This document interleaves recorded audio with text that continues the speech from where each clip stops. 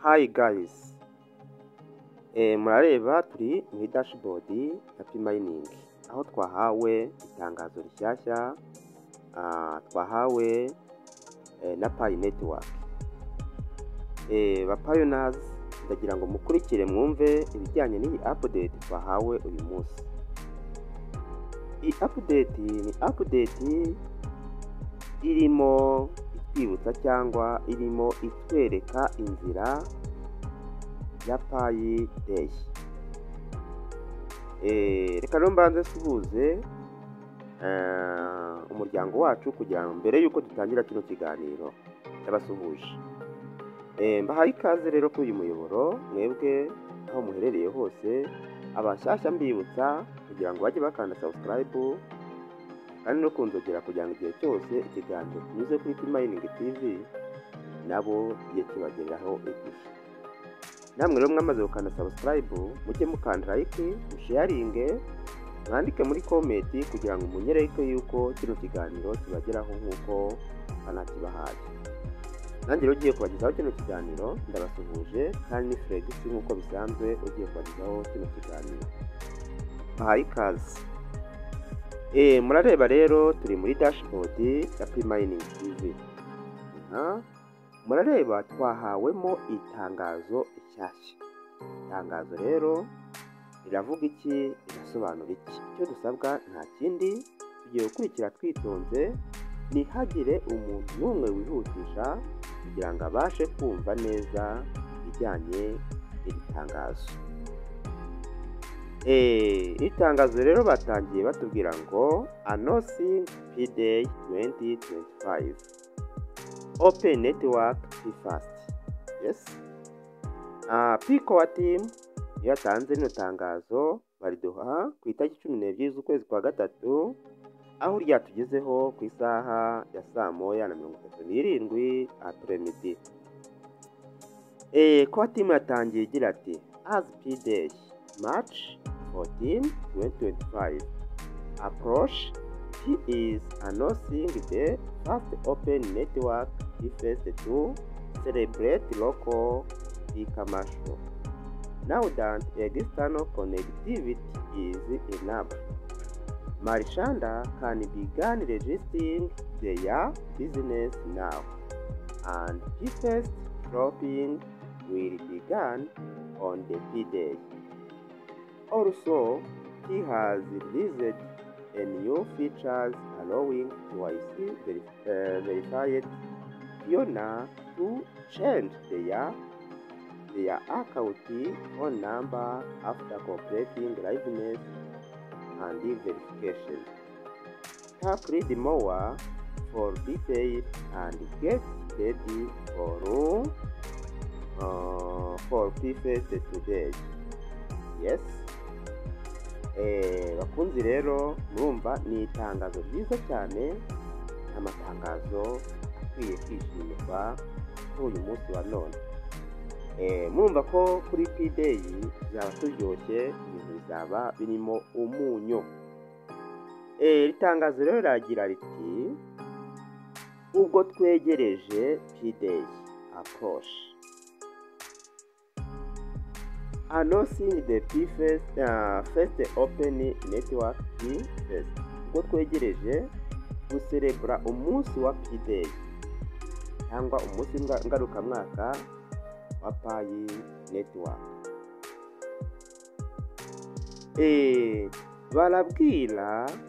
Baratubwira yuko abapayona twese aribwo tuzatangira kugura ibicuruzwa kuri uwo munsi wa Pi Day. Uwo munsi bakaba batubwiye yuko uri ku itariki 14 z'ukwezi kwa gatatu umwaka w'2025. Uyu munsi rero urumva uyu munsi twageze ku itariki 13, ubwo nejo munsi wa kwa gatanu. Abapayona mwese rero muzabe mwabukereye, murumva yuko mwatangiye kugura hayi, mwatangiye kugura ibicuruzwa mwishyura Pi. Bongeye kubwira rero abacuruzi bose yuko bagomba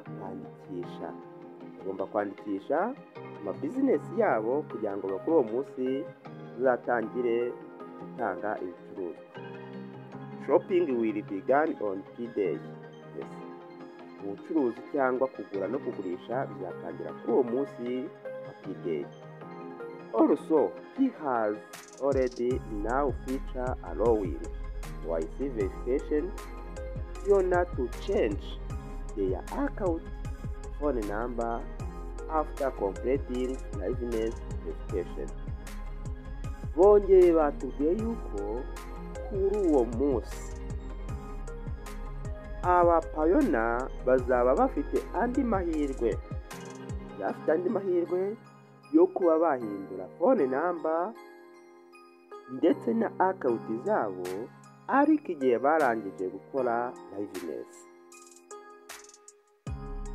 Tap read more for detail and get ready for P-Fest today.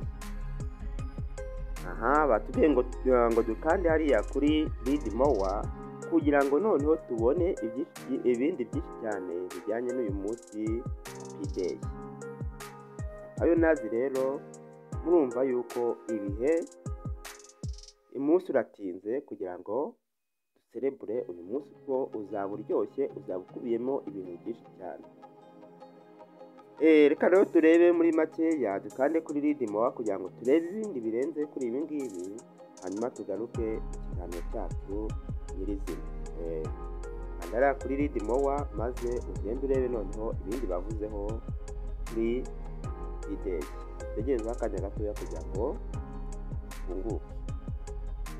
Read more rero turasangamo n'undi ari announcing open network P-Fest and new features allowing phone number changing with KYC. Yes. Urumva ni amakuru meza n'ubundi bagaruka batubwiraho ngo kuri open network P-Fest and new features hazaba hafunguwe ayandi ma features nka phone number ndetse no guhindura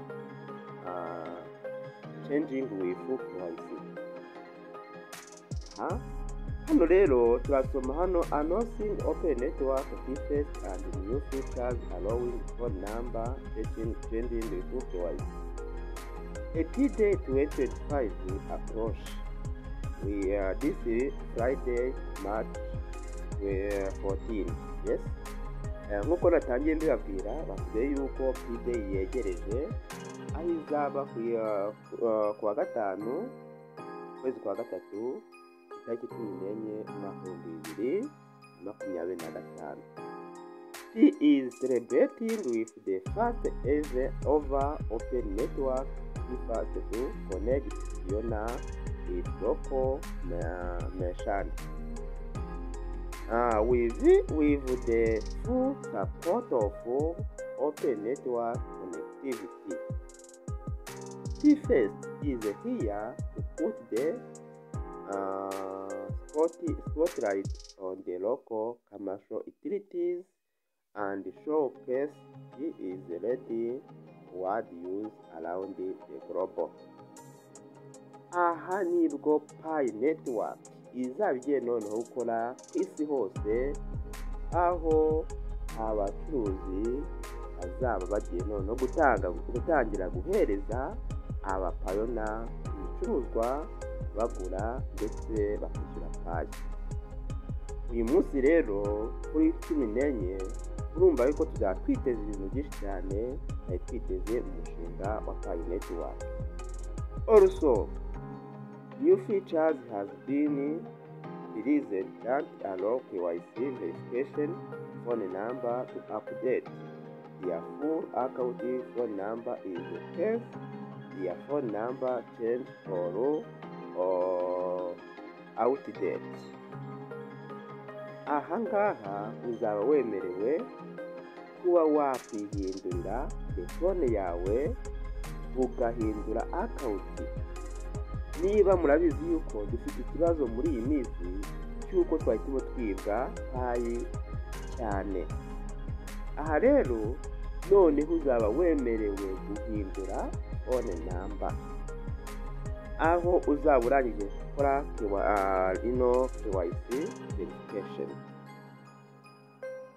Imported remainder of the P policy for one account per person.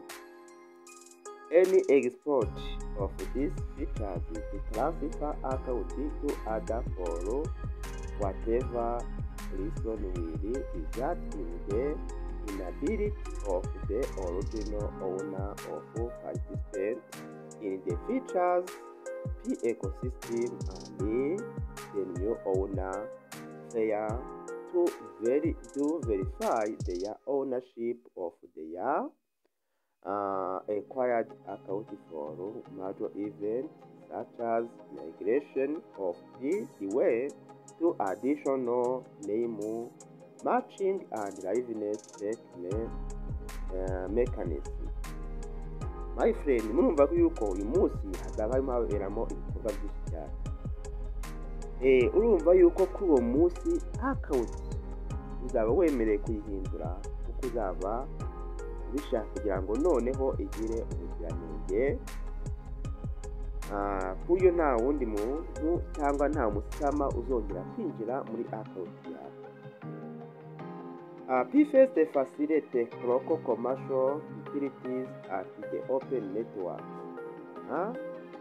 Ino P-First izaba igiye gufasha aba commercial utilities at open network. P-First is the opportunity to celebrate open network new level accessibility and expand the real world adaptation on the global forward. Yes. Kuri global market isi hose noneho payi izaba igiye gukoranyiriza. Pioneers engage in everyday transaction and commercial within local merchant accept P. Ni amakuru meza cyane ndakurahiye pe. Numva n'ubundi bakomeje batubwira yuko abacuruzi bazaba kuri uwo munsi nibwo bazaba batangiye gucuruza none ibicuruzwa byabo, aho tuzaba dutangiye kugura twishyura payi, tujya kwivuza tukishyura payi, tujya ku ishuri tukishyura payi. Hano murabizi yuko iyo tugiye kureba ariya masoko 100 yamaze kwinjira muri hackathon, harimo bemeye kuzajya abanyeshuri biga bakabishyura payi, amasoko azajya atanga ibicuruzwa, imodoka, iki byose bakishyura payi. Nibuke yuko na CB yiteguye kubazanira ibicuruzwa ku munsi w'ejo wo kuwa gatanu. Pioneers rero uyu munsi mugiye guserebura ndetse umunsi ngarukamwaka noneho uzaba birangiza. Aha rero aya ni amakuru menshi cyane, nta makuru tutasoma ngo turangize. Nawe uraza gusubira inyuma ugende some wumva ibyo bagiye batubwira kuri iyi update kugira ngo nawe ubashe gusobanukirwa nyirizina ibijyanye no kuri uyu munsi wa P-Day. Aya ni amatangazo baduhaye, ariko noneho bagira ngo ejo muzabe mwabukereye, abapayona mwese muzabe muri ready kugira ngo twese duserebure uyu munsi wa P-Day, dore ko noneho uzaba urimo ibintu byinshi cyane twiteze bizaba biryoheye amatwi y'abapayona. Reka dusubire inyuma ho gatoya rero tugaruke muri dashboard ya payi ya P-Mining, maze tugarutse inyuma ho gatoya turaza noneho turebe ngo ese nk'abapayona tugifite ibibazo muri account zacu. Ibyo ntitwabura kubigarukaho kuko abapayona benshi bacyafite ibibazo muri account zabo. Aha rero niwajya kuri X urasanga n'ubundi iki kibazo bakigarutseho. My friend, nk'uko mpora mbibabwira, wowe ufite ikibazo muri account zawe wumve yuko ugiye gutakaza payi zawe wamayininze mu gihe kirekire. nubwo tuzatuma duserebura ariko hari abantu bazaba bafite ibibazo muri akawunti, bazaba barimo batakaza payi, abandi bazaba barimo babura amapayi bamayininze, abandi uzasanga barimo babura amakawunti bitewe n'ibibazo bitandukanye abapayona bagiye bafite muri akawunti zabo. Aba rero nkaba nabwira yuko ari ba bandi baba banze kumva ibiganiro kugira ngo nibura nabo babashe kugendana n'abandi, bagendere kuri update igezweho. Payonazi rero ndabashimiye, mureke twitegure uyu munsi w'ejo, maze twese tuzabe twawukereye, maze twizihize umunsi wa P-Day, aho tuzaba tugiye gutangira gukoresha noneho payi yacu ku mugaragaro. Murumva yuko uko byagenda kose n'igiciro kizaza kizwi. Igiciro uko byagenda kose bazakitubwira, kuko ntago payi yajya ko noneho gukora ku mugaragaro nta giciro gihari. Twitegure rero turebe ngo ese ejo ku munsi wa 14, umunsi wa 5 hazaba hari iki, biteze iki. Ndabashimiye, mureke duhure ejo turimo tureba P-Day uko bizaba bihagaze. Bye bye.